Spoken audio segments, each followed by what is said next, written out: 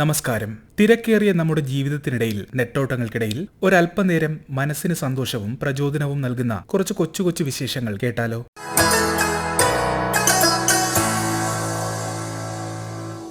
ആകാശവാണി വാർത്താ വിഭാഗം അവതരിപ്പിക്കുന്ന നല്ല വാർത്തയിലേക്ക് സ്വാഗതം.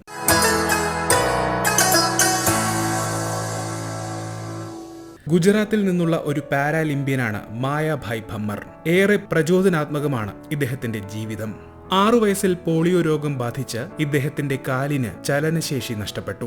ചില സന്നദ്ധ സംഘടനകളുടെ ഉൾപ്പെടെ സഹായത്തോടെ പഠനം, പരിമിതികളിൽ ഒതുങ്ങിക്കൂടാൻ അനുവദിക്കാത്ത നിശ്ചയദാർഢ്യം ഭമ്മറിന്റെ സ്വപ്നങ്ങളെ പൊടിതട്ടിയെടുത്തു. 2019 അദ്ദേഹം പവർ ലിഫ്റ്റിംഗിൽ പരിശീലനം ആരംഭിച്ചു. 2021 ഒരു ഓൺലൈൻ ഭക്ഷണ വിതരണ സ്ഥാപനത്തിൽ ജോലിക്ക് കയറി. ഇങ്ങനെ ലഭിക്കുന്ന വരുമാനം ഉപയോഗിച്ച് പരിശീലനം തുടർന്നു. ഒട്ടനവധി സംസ്ഥാനതല മത്സരങ്ങളിൽ സമ്മാനങ്ങൾ സ്വന്തമാക്കി.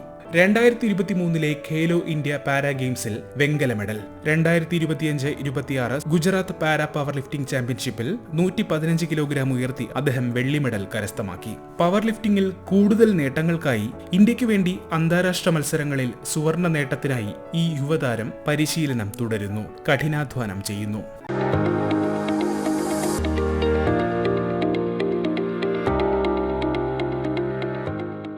കണ്ണൂർ ജില്ലയിലെ പയ്യന്നൂരിൽ നിന്നുള്ള ഒരു വിരമിച്ച അധ്യാപകനെ പരിചയപ്പെടാം ഇനി.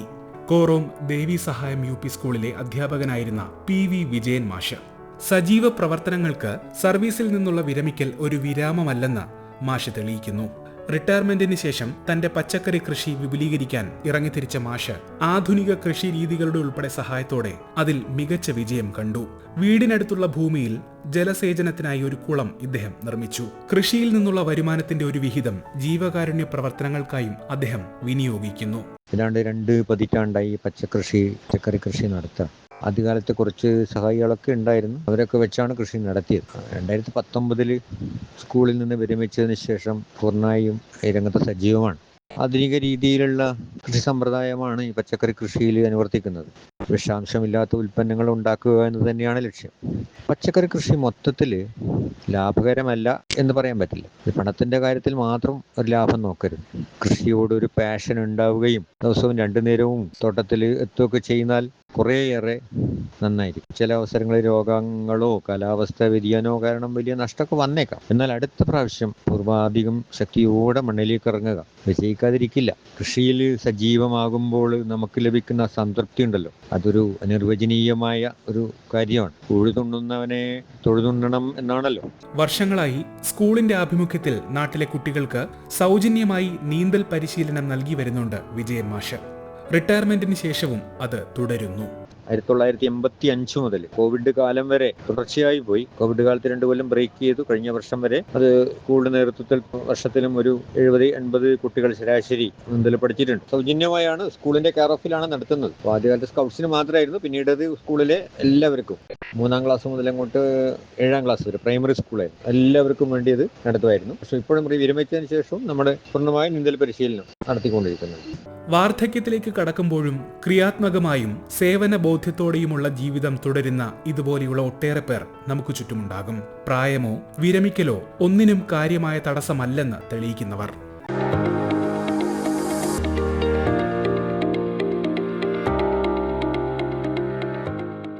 അടുത്തിടെ ന്യൂഡൽഹിയിൽ നടന്ന ഇന്ത്യ AI ഇംപാക്ട് സമ്മിറ്റ് 2026 നിർമ്മിത ബുദ്ധി രംഗത്തെ ഇന്ത്യയുടെ നേട്ടങ്ങൾ ഉയർത്തിക്കാട്ടുക മാത്രമല്ല ചെയ്തത്. പൗരകേന്ദ്രീകൃതമായ ഉത്തരവാദിത്വ നിർമ്മിത ബുദ്ധി ജനങ്ങളുടെ ദൈനംദിന പ്രശ്നങ്ങൾക്ക് എങ്ങനെ പരിഹാരം തീർക്കും എന്നതിന് നിരവധി മാതൃകകൾ പരിപാടി മുന്നോട്ട് വച്ചു. ഗ്രാമീണ കർഷകർ, ആരോഗ്യ പ്രവർത്തകർ, അധ്യാപകർ, തദ്ദേശ സ്ഥാപന പ്രതിനിധികൾ, തൊഴിലാളികൾ എന്നിവർക്കുള്ള അനേകം പിന്തുണാ സംവിധാനങ്ങൾ ഉച്ചകോടിയിൽ അവതരിപ്പിക്കപ്പെട്ടു. ന്യായബോധം, ഉത്തരവാദിത്തം, സുതാര്യത എന്നിവയ്ക്ക് മുൻഗണന നൽകുന്ന ധാരാളം ഉൽപ്പന്നങ്ങൾ ഉച്ചകോടിയിൽ തിളങ്ങി. ചില വെല്ലുവിളികൾക്കൊപ്പം തന്നെ നിർമ്മിത ബുദ്ധി സാധാരണക്കാർക്ക് ഒട്ടേറെ സാധ്യതകളും തുറന്നു തരുമെന്ന് അടിവരയിടുന്നതായിരുന്നു ഉച്ചകോടിയുടെ ഭാഗമായുള്ള പ്രദർശനം.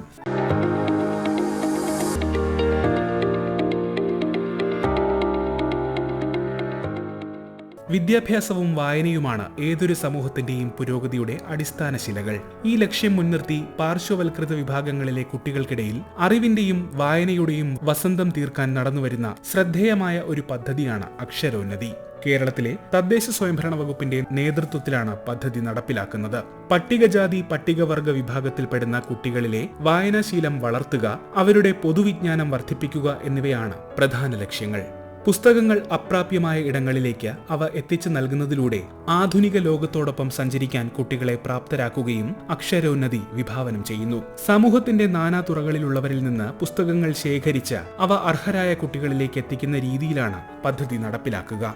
ശേഖരിച്ച പുസ്തകങ്ങൾ തരംതിരിച്ച് ഉന്നതികളിലെത്തിച്ച് അവിടങ്ങളിലെ കുട്ടികൾക്ക് ലഭ്യമാക്കുന്നു. ലൈബ്രറികളോ വായനാശാലകളോ ഇല്ലാത്ത ഉൾപ്രദേശങ്ങളിൽ പുസ്തകങ്ങൾ എത്തുമ്പോൾ അത് കുട്ടികളിൽ വലിയ ആത്മവിശ്വാസം വളർത്തുന്നു. കേവലം പുസ്തക വിതരണത്തിനപ്പുറം വലിയ സാമൂഹിക ദൗത്യമാണ് അക്ഷരോന്നതി നിർവഹിക്കുന്നത്. അറിവിന്റെ ജനാധിപത്യവൽക്കരണമാണ് ഇതിലൂടെ സാധ്യമാകുന്നത്.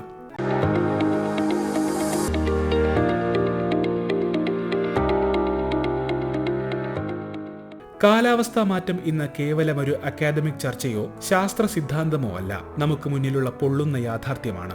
ഓരോ പ്രദേശത്തെയും ചുറ്റിപ്പറ്റിയുള്ള കാലാവസ്ഥാ അപകട സാധ്യതകൾ ശാസ്ത്രീയമായി മനസ്സിലാക്കുകയും പ്രതിരോധം തീർക്കുകയും ചെയ്യേണ്ടത് ഇതിനാൽ തന്നെ ഏറെ അനിവാര്യമാണ്. സംസ്ഥാനത്തെ 246 ഹയർ സെക്കൻഡറി സ്കൂളുകളിൽ വിദ്യാർത്ഥികളെ ഇത്തരത്തിൽ കാലാവസ്ഥാ യോദ്ധാക്കളാക്കുന്ന ഒരു സംരംഭം പുരോഗമിക്കുകയാണ്.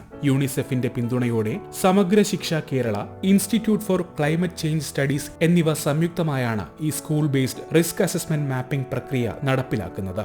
വെള്ളപ്പൊക്കം, മണ്ണിടിച്ചിൽ, വരൾച്ച, വർദ്ധിച്ചുവരുന്ന ചൂട് എന്നിങ്ങനെയുള്ള പ്രതിഭാസങ്ങൾ സ്കൂളുകളെ ബാധിക്കാനുള്ള സാധ്യത, വ്യാപ്തി എന്നിവ വിദ്യാർത്ഥികൾ ഇതിലൂടെ മനസ്സിലാക്കുന്നു. തങ്ങളുടെ പാഠപുസ്തകങ്ങളിൽ നിന്നുള്ള ഭൗമശാസ്ത്ര, ഭൗതികശാസ്ത്ര പാഠങ്ങൾ അധ്യാപകരുടെ സഹായത്തോടെ വിദ്യാർത്ഥികൾ ഇങ്ങനെ പ്രായോഗിക തലത്തിൽ ഉപയോഗിക്കുന്നു.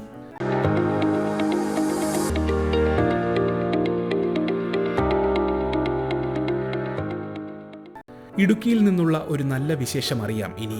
ഇടുക്കിയിലെ സുപ്രസിദ്ധ സംരക്ഷിത വനപ്രദേശമാണല്ലോ പെരിയാർ കടുവാ സങ്കേതം. പ്രകൃതിയെ എല്ലാവർക്കും പ്രാപ്യമാക്കുക എന്ന ലക്ഷ്യത്തോടെ പെരിയാർ കടുവാ സങ്കേതം അടുത്തിടെ ഒരു നൂതന സംരംഭത്തിന് തുടക്കം കുറിച്ചു. ഓട്ടിസം അനുഭവപ്പെടുന്ന കുട്ടികൾക്ക് അനുയോജ്യമായ പ്രകൃതി പഠന കേന്ദ്രമാക്കി തേക്കടിയെ മാറ്റാനാണ് പദ്ധതി ലക്ഷ്യമിടുന്നത്. കാഡർ ഓട്ടിസം സെന്ററുമായി ചേർന്ന് ഇൻക്ലൂസീവ് പെരിയാർ എന്ന പ്രമേയം മുൻനിർത്തിയാണ് സംരംഭം നടപ്പിലാക്കുന്നത്. ഓട്ടിസം ഒരു രോഗമല്ലെന്നും മറിച്ച് ലോകത്തെ മറ്റൊരു രീതിയിൽ അനുഭവിക്കുന്ന അവസ്ഥയാണെന്നും സംരംഭം അടിവരയിടുന്നു.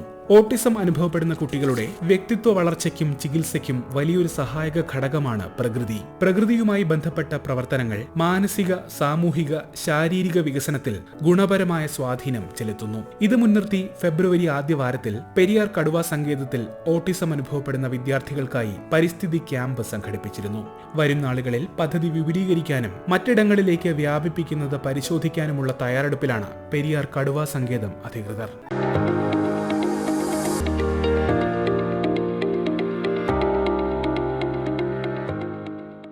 കാർഷിക സംസ്കൃതിയുടെ വീണ്ടെടുപ്പിനായി തൃശൂർ ജില്ലയിലെ ആവണങ്ങാട്ട് കളരിയുടെ നേതൃത്വത്തിൽ പ്രവർത്തിക്കുന്ന ഒരു സംരംഭത്തിന് അടുത്തിടെ രാജ്യത്തിന്റെ അംഗീകാരം ലഭിക്കുകയുണ്ടായി.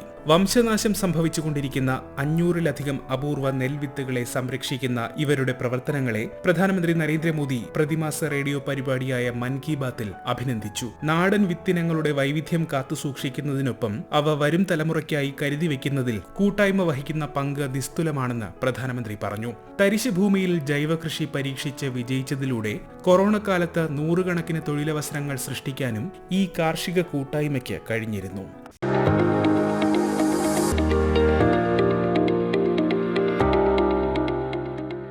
നല്ല വാർത്ത all India radio news Thiruvananthapuram എന്ന ഞങ്ങളുടെ യൂട്യൂബ് ചാനലിലും ലഭ്യമാണ്. നല്ല വാർത്തയെക്കുറിച്ചുള്ള ശ്രോതാക്കളുടെ അഭിപ്രായം nallavaartha@gmail.com എന്ന ഇമെയിൽ ഐഡിയിലും യൂട്യൂബ് കമന്റായും അറിയിക്കാവുന്നതാണ്. ശ്രോതാക്കളുടെ അഭിപ്രായങ്ങൾ ഞങ്ങൾക്ക് ഏറെ വിലപ്പെട്ടതാണ്.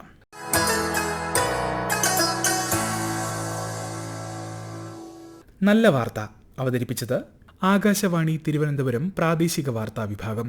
ഏകോപനം ലെമി ജി നായർ. തയ്യാറാക്കി അവതരിപ്പിച്ചത് അരവിന്ദ്.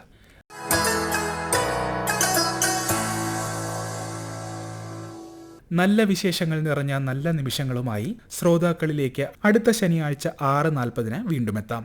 ശുഭാശംസകൾ നേരുന്നു.